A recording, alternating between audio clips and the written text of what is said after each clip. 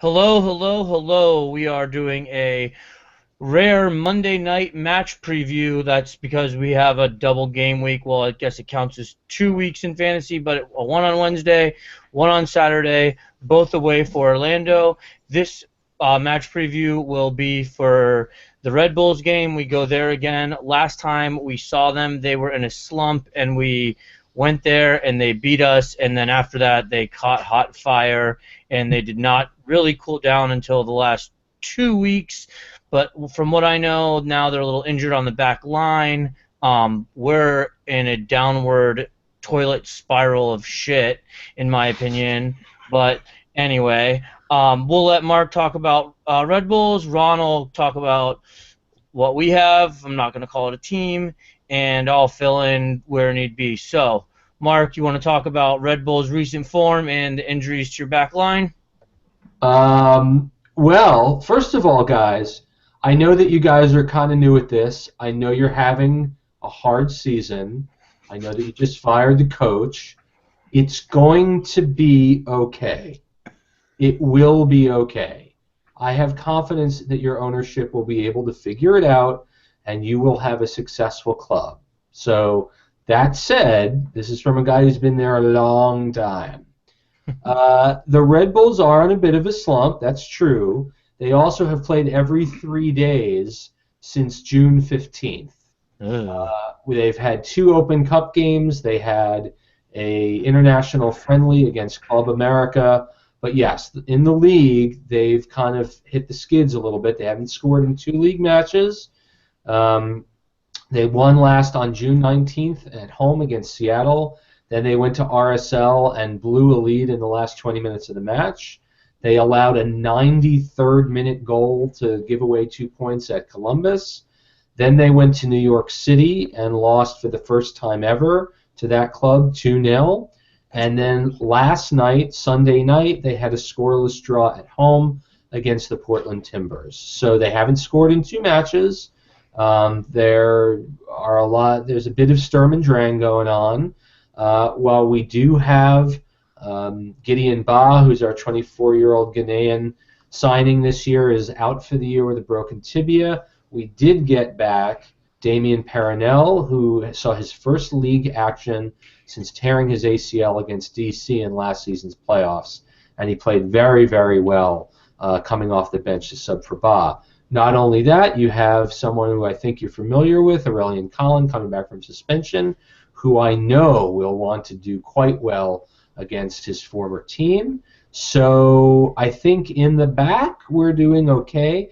The other big news in Red Bull land is that longtime right wing Lloyd Sam was traded last week to DC United for quite a bit of allocation money, and we anticipate learning at some point, as the transfer window is now open, just who might be coming in his stead. So that's kind of a brief setup of where the Red Bulls are right now. Yeah, I saw that, and I wish we would have gotten Sam. We could have used Sam just for depth purposes. He's got to be better than Notarino at this point. And then, what about the rest of your lineup? Typical Red Bulls lineup? Yeah, I don't necessarily see why the rest of the lineup would be any different. You'll have Bradley Wright Phillips, who has scored 3 goals against Orlando this season. Up front, we'll have Gonzalo Varone, most likely, playing on the right-hand side. Grella on the left, Sasha Kleshin, your favorite central midfielder, will be in the middle.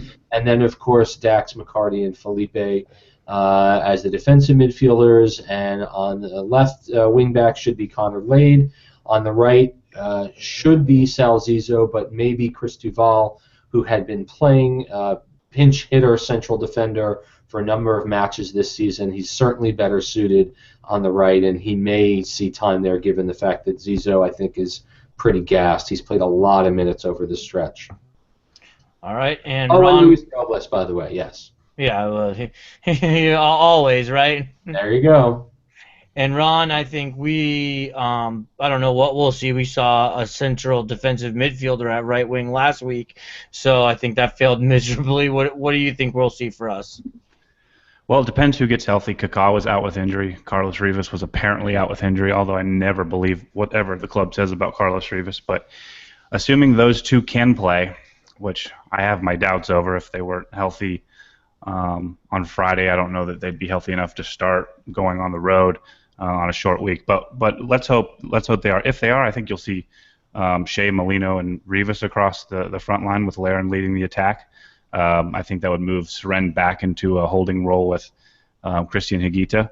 And then on the back line, you're going to see what is basically the only players we have that can play there. You'll have Luke Bowden on the left. You'll have Seb Hines and David Mateos, who BWP will be running circles around them. I have no doubt about that. Kevin Olsen on the right, and Joe Bendick, our MVP of the year, will probably have to make 6 or 7 saves in this game. Orlando's won 2 of their last 13 matches. They've only lost 4 of them.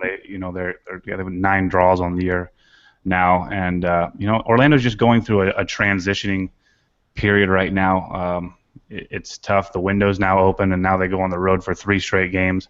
So it's going to be really tough for Orlando to pick up many points at all over the remainder of the month. But yeah, so they have their work cut out for them. New York's a better team, and like most of MLS, New York is really good at home, and Orlando is really bad on the road. About the only team that doesn't fit that description is NYCFC. All right, and why don't you think we'll see Redding back? Well, Redding, I heard, was out 2 weeks with a hamstring strain. He's clearly our best defender. He was our best defender after we sent Aurelian Collin packing for some reason. So now we have David Mateos and Seb Hines, and they really struggle against teams that Everybody. play. They really struggle against a 4-2-3-1. They struggle with a solo striker, especially one who has speed and likes to make a lot of runs. So BWP is the classic striker that can really give this team fits. All right, and Mark, how about you tell us about Collin? Has he been playing well for you guys since we're really missing him? Oh, yeah, he's been playing terrific. In fact, he was a big reason why New York did not concede a goal for more than 4 matches in May and early June. And obviously the team has kind of stumbled a little bit, which I think honestly has a lot to do with playing Saturday, Wednesday, Sunday, Wednesday, Saturday, Wednesday, Sunday, Wednesday, Sunday, and this is Wednesday. So I don't think any MLS-sized roster is going to perform optimally during that kind of a schedule. So, yeah, and he will be rested because he picked up too many yellow cards in the last match, so he sat out on Sunday.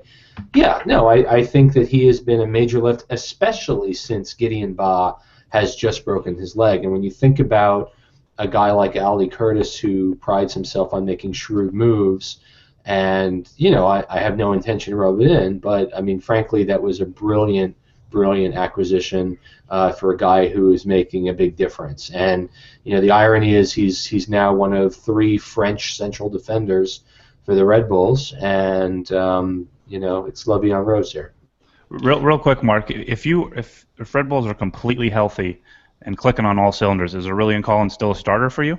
Oh, without a doubt. He's become a very, very important player for the team, especially with Ba injured. He is, you're going to see Collin and Perenelle. Zubar is going to come in only in situations when a player is injured or suspended or anything like that. All right, and do you want to talk about how your central attack, Bradley Wright Phillips, and Kleshton can terrorize our center backs? Must I? I think we've seen it on the field enough, guys. I don't really, the thing about Bradley Wright Phillips this season is he does have 9 goals, but they've really come in bunches. He hasn't scored. He did score against Columbus, but he had a hat trick against Toronto. He's had 3 goals in 2 games against you guys. He scored twice against NYCFC in the 7-0 Red Wedding game. So he's very, very. He's streaky, and he's contrary, Ron, to the notion of a streaky runner. I wouldn't characterize him that way. He does make decent runs. He's not a fast man, and so when he gets the balls in the box in good positions where it's turning back to goal, or whether it is a short slashing run or with his head, he'll finish. But he doesn't have Larin speed, and he doesn't have Larin's stature, and obviously we can talk about the fact that Larin has done very well against New York, and Pass has a goal against him this season. So, Bradley is a really shrewd guy who has scored a lot of goals. I'll tell you, there are a lot of fans in the Red Bull fan base that are not enamored with him. I don't know if I've shared this story with your fans, but during the year in 2014 when he scored 27 goals and tied the league all-time record, Thierry Henry, who was then on the team, said if Bradley's finishing was better, he could have had 50. And frankly, he could have. And so he's a guy that does miss seemingly simple opportunities, but at the same time, he is going to score. He will be the Red Bulls franchise, MetroStars Red Bulls all-time leading scorer in the league by the end of the season. All right, and Ron. Oh, there's some kind of feedback, but Mark led into it, so why don't you talk a little bit about Larin and his successes, not only against Red Bulls, but he always has success against NYCFC in Europe too, so maybe it's just the lights of the big city, I don't know. Well, Larin's a really good player. If we give him enough service, he's going to have success against a lot of teams. I think earlier in the year and towards the end of the last year when we were on our hot run and Red Bulls didn't really have a lot to play for, Larin racked up some goals, and earlier in the year, Red Bulls defense was really struggling, and so Larin took advantage of that too. Now that Red Bulls seem like a changed team, at least defensively, we'll see how that goes with Larin. But I mean, Larin's one of the last players that I worry about. He's big, he's fast, he's physical. He does a lot of things well. He's a shoot-first player, which I like. We just have to provide him the service. We didn't provide him any service against Houston at home, which scares me that maybe we'll not be able to provide him service on the road. But yeah, he's a guy kind of like what Mark was saying about BWP. He can miss a lot of opportunities, but if you give him a lot of opportunities, he'll finish a lot of opportunities. So it's really all about giving him service. I'm glad you brought up opportunities because we didn't see very many of them versus Houston. I thought it was just a pretty much the most boring game I've ever seen in my life. As far as that goes, do you have any final comments about that game and the lack of opportunities we had? Well, I think the lack of opportunities comes down to a lack of talent on the field. I thought the players played hard, but when you're playing Darwin Saran up at the wing, I mean, I counted from what I thought our preferred 11 would have been at the start of the year at full strength, everybody playing the position they're supposed to be playing. I counted 3 players on the field in an ideal 11, and one of those is a goalie and one of those is Kyle Larin. So, I mean, that leaves the whole rest of the outfield players. It's just not good enough right now. They don't have the talent to deal with injuries to guys like Carlos Rivas or Kaká. They can't seem to be able to start Julio Baptista, even though he's been really, really productive. They started him in the beginning of the year, but somehow we're halfway through the year now, and he doesn't have the fitness to apparently start. So that's a problem. And yeah, I think it starts from the front office, coach. I mean, there's a lot of blame to go around right now, but yeah, that's pretty much the analysis of that Houston game. Yeah, and I thought our best player in the Houston game was Harrison Heath, and he's not even probably going to play this week, so that just sums it up for me. But in the I guess nature of saving time and the fact that we preview Red Bulls whatever 3 or 4 times a year for the last 2 years, it seems like, if there's any kind of in-depth information about their formation or what they're doing offensively and defensively, you can go back and watch one of the other match previews. I don't think it's changed that much. And I know Mark's got a boogie and Ron's got a boogie, so we'll just jump into some score predictions. Keep tonight short and sweet. I know we see Red Bulls again at home in September. No. In September? No, this is it. This is it? This is the 3rd game between the 2 teams this season, so the only time we'll see you guys again would be in the postseason. This is for New York. This is the first Eastern season series that is complete. We have yet to play the Philadelphia Union yet. We still have 3 games to play against them down the stretch. So yeah, we haven't played DC yet, so same kind of deal. But anyways, Mark, you can give us your score projection. Yeah, I would. I'd like to think that New York is going to break out a little bit. The team is really kind of struggled and really pushed a little too hard. They have to just relax and play the game that they can. I think this is a winnable game. It would have been 3-1 in April if not for Ouimet's own goal. I'm going to call this 3-1 for the Red Bulls. All right, Ron? Well, that's a really good prediction. Red Bulls are 6-2-1 at home. Orlando's 1-4-2 on the road. So there's no way in hell that I'm going to pick Orlando City to win this game. Unfortunately, New York scores their goals in bunches, like Mark's been saying. So, if they get one early, the route could be on. I think this team's mentality is pretty fragile right now. So, if they can somehow keep the game, maybe scoreless into halftime, then maybe they could have a chance to scrape out a point. But for the sake of not completely saying the same thing as a 3-1, I'll say 2-0, New York.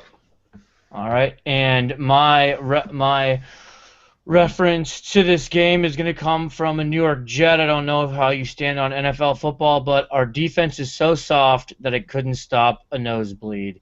So I'm not going to predict the score. I didn't do it last week, and I'm not going to do it this week, but we are not going to win. And I don't see any wins coming anytime soon. I have a good feeling. I tweeted it out, and I think, Ron, you were probably the only one who commented on it, but I have a feeling that last summer is going to be a lot like this summer, or this summer is going to be a lot like last summer, whichever way you want to put it. So, Mark, you want to tell everybody where they can find you in case they don't already know? Right. So I'm the creator and host of Seeing Red, which since 2010 has covered the New York Red Bulls. You can find us at seeingredny.com or seeingredny on Facebook or Twitter, and thanks so much. Thank you, Mark. I always appreciate your time and having you on. Ron, you guys had City Soccer Talk live back last week. Are you guys going to be live again this week? Yep, we'll be live tomorrow. We'll do a little bit of preview and a little bit of recap on Houston and talk about all the drama within the club right now with the firing of Adrian Heath. So we'll see you guys tomorrow. All right, and if you're watching this, you probably already know who I am. I'm Sam, OC Lions Fan TV. We had a great Fan TV episode last week after the Houston games. People were really fired up. I don't really blame them, but that's all for our time. Thank you for your time. Peace out.